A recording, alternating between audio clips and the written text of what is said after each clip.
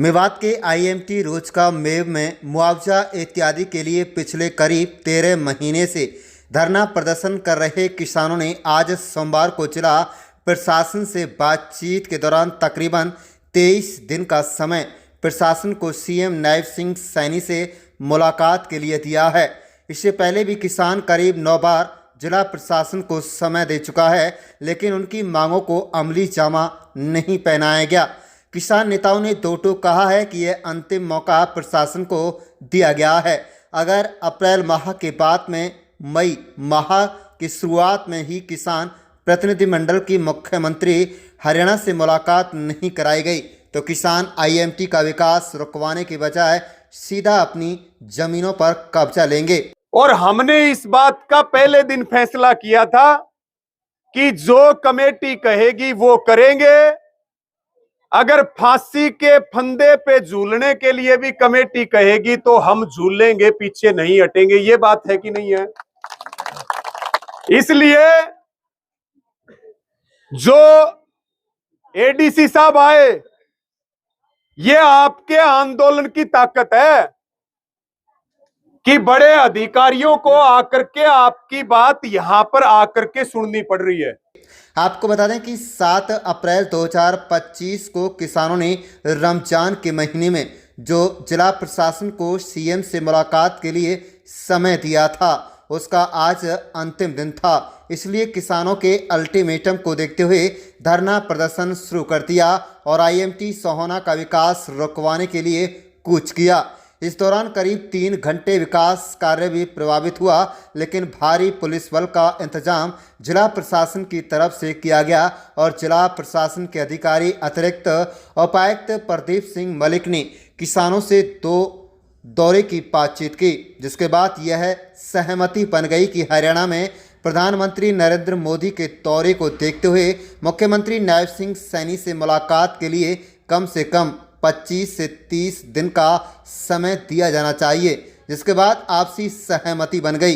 किसान नेताओं ने दो टूक कहा है कि किसान शांतिपूर्वक तरीके से अपना धरना प्रदर्शन जारी रखेगा, लेकिन आईएमटी सोहाना के विकास में किसी प्रकार के बाधा उत्पन्न नहीं करेगा। इनकी जो भी मांगे हैं, जो भी चीज़ें हैं, वो हमने ध्यान से सुनी और जो प्रशासन की तरफ से जो इनको बताया गया, जो मैसेज दिया गया कि भाई आप किसी भी सूरत में काम को ना रोकें, बिकॉज अगर आप काम रोकते हैं तो उससे जो विकास होता है, जो क्षेत्र का विकास होता है, रीजन का जो विकास होता है, वो रुकता है, उससे सबका नुकसान होता है। तो आप कृपया करके इस तरीके की कोई भी चीज़ अपने कानून को अपने हाथ में ना लें, जिससे कि कोई विकास की जो प्रोग्रेस है उसमें कोई बाधा आए। बाकी जो आपकी चीज़ें हैं, जो आपकी मांगे हैं, वो हमने सारी नोट कर ली है और उनको सही स्तर पे जो है उठाया जाएगा, उनका समाधान किया जाएगा। आपको बता दें कि आईएमटी रोजका मेव का नाम बदलकर आईएमटी सोहाना रखा हुआ है। वर्ष 2010 में कांग्रेस सरकार के समय में 9 गांव की तकरीबन 1600 एकड़ भूमि का आईएमटी रोजका मेव के लिए अधिग्रहण हुआ था। किसानों को पहले 25 और बाद में 21 लाख रुपए का मुआवजा देने का सरकार के द्वारा ऐलान किया गया। कुल 46 लाख रुपए प्रति एकड़ मुआवजे की बात हुई, लेकिन किसानों का कहना है कि अभी तक भी उनको पूरा मुआवजा ब्याज सहित नहीं दिया गया है। साथ ही साथ किसानों का कहना है कि उनसे जमीन अधिग्रहण के समय जो हल्फनामा लिया गया था उसमें उनके कानूनी अधिकार छीन लिए गए। इसलिए किसान अपना हक मांग रहा है और पिछले काफ़ी समय से लगातार धरना प्रदर्शन कर रहा है। कुछ दिन पहले ही हरियाणा के उद्योग एवं वाणिज्य मंत्री राव नरवीर सिंह ने किसानों को लेकर गुंडे जैसे शब्दों का इस्तेमाल किया था, जिसके बाद किसान नाराज हो गए और किसान संगठनों में भी इस पर नाराजगी जाहिर करते हुए कहा कि यह बयान सरासर गलत है। किसान अपना हक मांग रहे हैं। प्रदेश के कैबिनेट मंत्री को इस तरह की बयानबाजी शोभा नहीं देती। जो राव नरवीर जो उद्योग मंत्री हैं, उनके बयान को भी उनके सामने रखा है कि कैबिनेट मंत्री को इस तरह का बयान शोभा नहीं देता। राव नरवीर के फादर इस क्षेत्र से विधायक बने हैं, इनके पूर्वजों ने वोट दिए उनके पिताजी को। एक बार भी राव नरवीर ने इनकी बात नहीं सुनी। वो इनको गुंडा बता रहे हैं, इनको बदमाश बता रहे हैं, इनके ऊपर मिट्टी चोर होने के आरोप लगा रहे हैं, लेकिन उनको असल मामले का ही नहीं पता। आज सोमवार को ग्रीवेंस कमेटी की बैठक के दौरान भी कैबिनेट मंत्री राव नरवीर सिंह ने फिर से दो टूक कहा कि किसानों को 2 बार मुआवजा दे दिया गया है। अब उनको विकास कार्य में बाधा नहीं बनना चाहिए और अपना धरना प्रदर्शन समाप्त कर देना चाहिए। कुल मिलाकर किसान मुआवजे की जिद पर अड़ा है तो सरकार का रुख पूरी तरह से सख्त दिखाई दे रहा है। अब देखना यह होगा कि मई माह की शुरुआत में किसानों के प्रतिनिधिमंडल की मुख्यमंत्री नायब सिंह सैनी से मुलाकात के दौरान किसानों की कोई राहत भरी खबर मिलती है या फिर किसान व सिस्टम आमने सामने होगा। कुल मिलाकर भले ही फिलहाल सहमति बन गई हो, लेकिन अभी भी पूरी तरह से मामला शांत नहीं हुआ है। अतिरिक्त उपायुक्त प्रदीप सिंह मलिक ने कहा है कि किसानों से बातचीत हो गई है और वह विकास कार्य में रुकावट नहीं डालेंगे। उन्होंने कहा कि किसानों से बातचीत का दौर जारी रहेगा और हरियाणा के मुख्यमंत्री नायब सिंह सैनी से उनकी मुलाकात मई महीने में कराई जाएगी। मैं लियाकत अली, आप देख रहे हैं मेवात का number 1 channel Mewat city news. हमारे चैनल को सब्सक्राइब जरूर कर लीजिएगा और रोजाना देखते रहिएगा जिले की तमाम छोटी बड़ी खबरें। इन्होंने 30 तारीख तक का टाइम मांगा कि जी हम वार्ता शुरू करवाओगे, मुख्यमंत्री से बातचीत कराओगे, इसका समस्या का समाधान करेंगे। इस किसान तो दयालु है, इनकी बात मान ली, क्योंकि मानता आ रहा 9 बार मान ली, तो भाई इनकी अब की बार भी मान ली और किसान ये कह रहे हैं कि ये अंतिम बार है। इसके बाद में ये किसान अपनी जमीनों को जोतेगा और उसको जो है अपने कब्जे में ले लेगा। अप्रैल का पूरा 30 अप्रैल तक का समय जो है इन्होंने मांगा सरकार। कब तक इंतजार करेंगे? अप्रैल भाई देखो, इस बीच में किसान भी फ्री हो लगा, इसका भी किसान का भी काम का टाइम है, गेहूं की कटाई शुरू हो रही है, किसान की भी बहुत टेढ़ा काम है और इस बीच में भी ये लोग जो है संघर्ष कर रहे, पूरा दिन जो है काम के समय निकाल के आ रहे, तो बड़ी बात है। अगर किसानों की बात नहीं मानी गई तो बड़े टिकैत साहब और देश के बड़े नहीं, सभी लोग साथ में है और पूरे देश का किसान इकट्ठा है। संयुक्त किसान मोर्चा के बैनर तले सभी, अगर किसी संगठन के अलग अलग मनमुटाव भी हैं, उनके विचार कम मिले तो, लेकिन संयुक्त किसान मोर्चा में उस बैनर के नीचे सभी संगठन है। और अब जी मंत्र देखो, ये बहुत ज्यादा गलत है और ये आज जो है जो यहाँ प्रशासनिक अधिकारी आए थे उसमें किसानों ने यह बात रखी और इस तरीके के बोलचाल से मंत्रियों को बचना चाहिए। आंदोलनकारी किसान है ये, कोई उस पर नहीं बैठे, इनकी जमीन लूट ली, एग्रीमेंट इनके नाम पे इनके साथ में धोखाधड़ी कर रखी।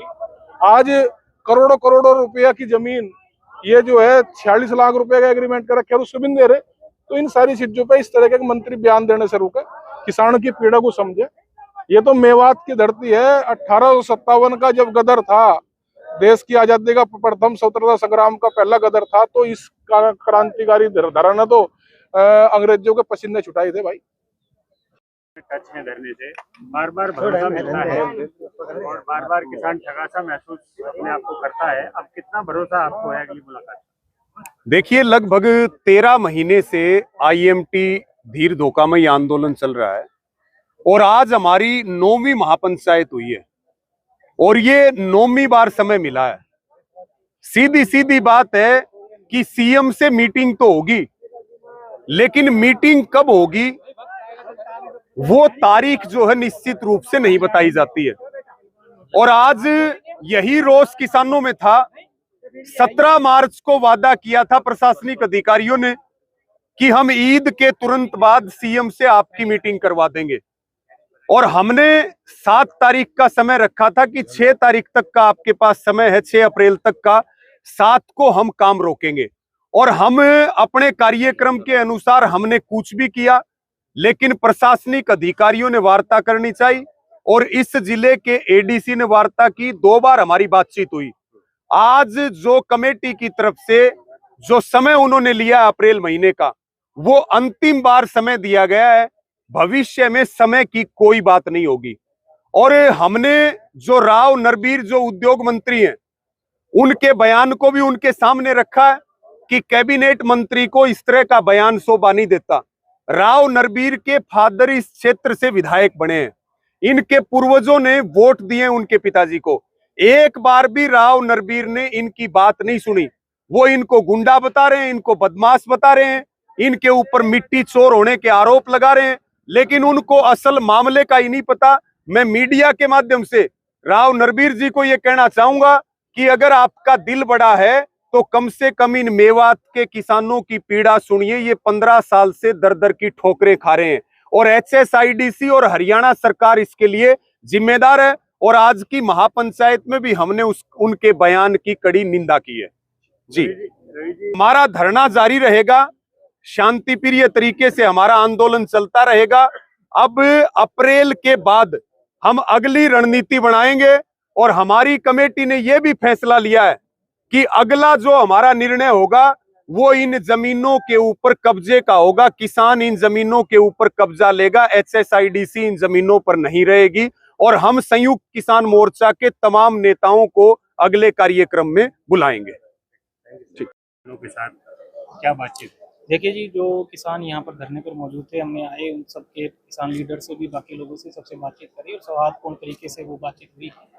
इनकी जो भी मांगे हैं, जो भी चीज़ें हैं, वो हमने ध्यान से सुनी और जो प्रशासन की तरफ से जो इनको बताया गया, जो मैसेज दिया गया कि भाई आप किसी भी सूरत में काम को ना रोकें, बिकॉज अगर आप काम रोकते हैं तो उससे जो विकास होता है, जो क्षेत्र का विकास होता है, रीजन का जो विकास होता है, वो रुकता है, उससे सबका नुकसान होता है। तो आप कृपया करके इस तरीके की कोई भी चीज़ अपने कानून को अपने हाथ में ना लें, जिससे कि कोई विकास की जो प्रोग्रेस है उसमें कोई बाधा आए। बाकी जो आपकी चीज़ें हैं, जो आपकी मांगे हैं, वो हमने सारी नोट कर ली है और उनको सही स्तर पे जो है उठाया जाएगा और उनका समाधान किया जाएगा। धरना हटाने को लेकर बातचीत हुई है। 10 मांगे थी, 8 पहले ही इनकी मान ली गई थी। 2 मांगे जो और बची थी उन पर तो बातचीत। देखिए, इनकी बहुत सारी मांगे थी जो हमने कोशिश करी है कि ज़्यादा से ज़्यादा जिस भी लेवल पे हम इसको ठीक कर सकते थे हमने करा है। और जो रूटीन पे, जो डिस्ट्रिक्ट लेवल पे या लोकल लेवल पे जो चीज़ें होने की होती हैं, वो भी हमने इनकी सारी मांगे मान ली है। तो मेरे ख्याल में धरना जो है वो अनाउंस करके धरना हटा देंगे और सौहार्दपूर्ण तरीके से, अच्छे तरीके से बातचीत हुई।